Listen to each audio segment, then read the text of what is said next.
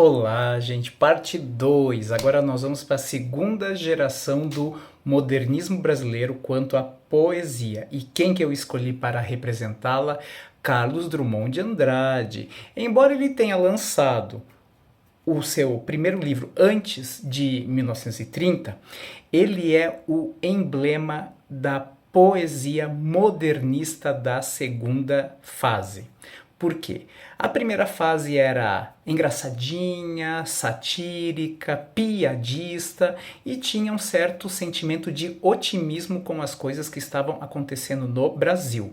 Já a segunda geração modernista, tanto na prosa quanto na poesia, a ficha cai.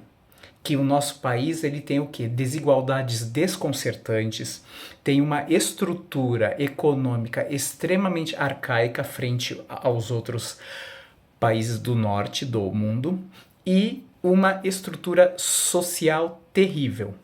E os poetas dessa época fazem o quê?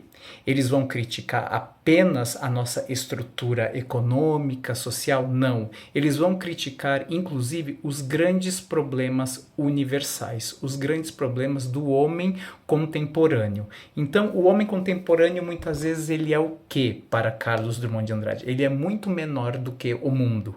Ele é acachapado, ele é destruído, ele é esmagado por uma estrutura econômica que é indiferente ao sofrimento humano.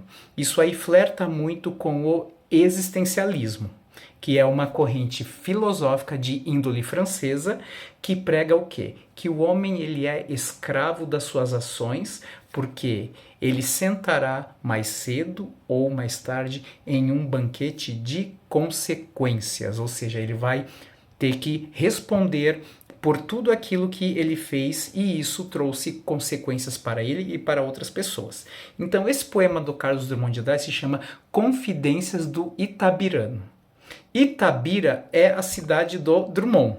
E ela fica onde? Minas Gerais, mas fica bem no centro de Minas Gerais, que é uma área de grande extração de ferro. Então, Itabira, ele transforma essa condição de ser uma cidade que fornece ferro como algo que impregna a alma dele, algo que o torna um ser de ferro. Então, a Confidência do Itabirano, do Carlos Drummond de Andrade, é um poema que explora a identidade do eu lírico, marcada por sua cidade natal, sendo que ele já saiu dela. Né, através da análise do ferro, desse elemento que faz o quê? Que ele contrasta com a vida que ele tinha e com a vida que ele tem. Vamos ler o poema ali, ó. Alguns anos vivi em Itabira, principalmente nasci em Itabira. Por isso sou triste, orgulhoso de ferro, 90% de ferro nas calçadas, 80% de ferro nas almas. Vocês estão vendo que o ferro, ele é o quê? Ele impregna não só elementos, né, sem alma, sem vida, como as calçadas, mas também a alma das pessoas. E como é que o ferro ele é dentro da linguagem conotativa, ou seja, dentro do sentido figurado? Ele é um elemento que não transmite o quê? Nenhum tipo de sentimento por si próprio. Ele meio que emula tudo que jogam sobre ele. Se jogam uma coisa quente, o ferro fica quente. Se jogam uma coisa fria, o ferro fica frio. Então o ferro, por si mesmo, ele não transmite algo dele. Ó, aí tem um espacinho, né, porque o poema ele tem uma certa extensão. Então eu peguei essa parte para contraste. Tive ouro, tive gado, tive fazendas. Hoje sou funcionário público. Itabira é apenas uma fotografia na parede, mas como dói. Então o que o Carlos Drummond fez? Ele saiu de lá, ele tinha uma vida, né, no meio rural e hoje ele é funcionário público. Isso mostra o quê?